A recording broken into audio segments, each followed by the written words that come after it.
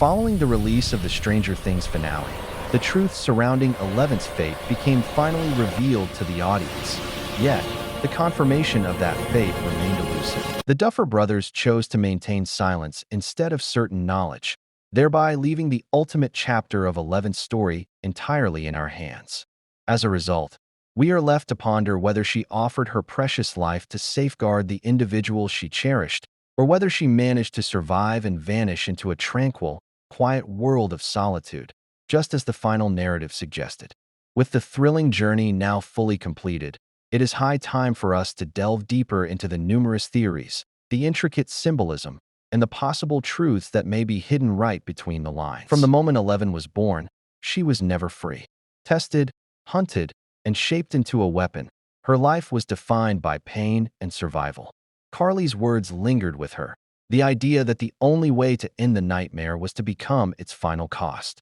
As the group prepared to return after defeating Vecna and the Mind Flayer, Eleven already knew the choice she would have to make. Dr. K, waiting on the other side, proved a harsh truth.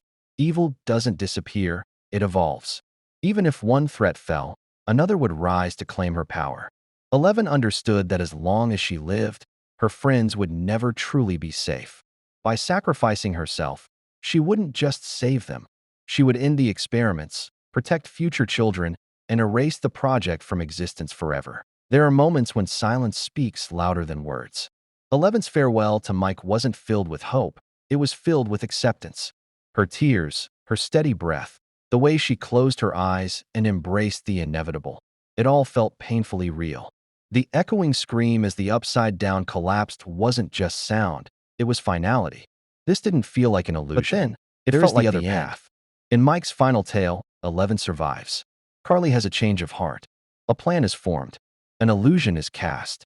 Eleven vanishes from the battlefield and escapes to a distant place untouched by war, a world of waterfalls, peace, and solitude.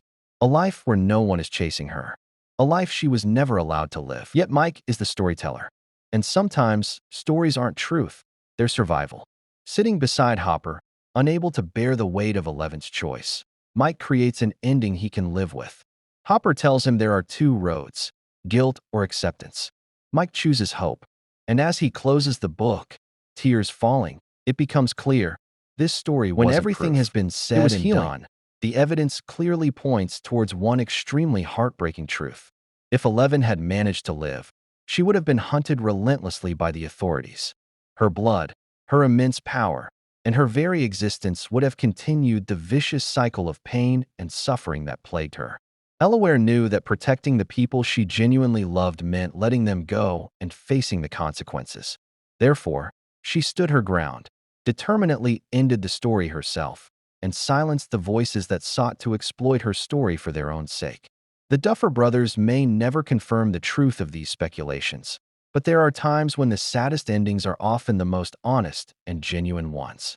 By providing closure to the story without needing to confirm it through further narration, the creators have managed to make their audience feel better about the potential outcome. It is important that we acknowledge the truth behind these intricate fictional accounts and let go of any need for reassurance or understanding.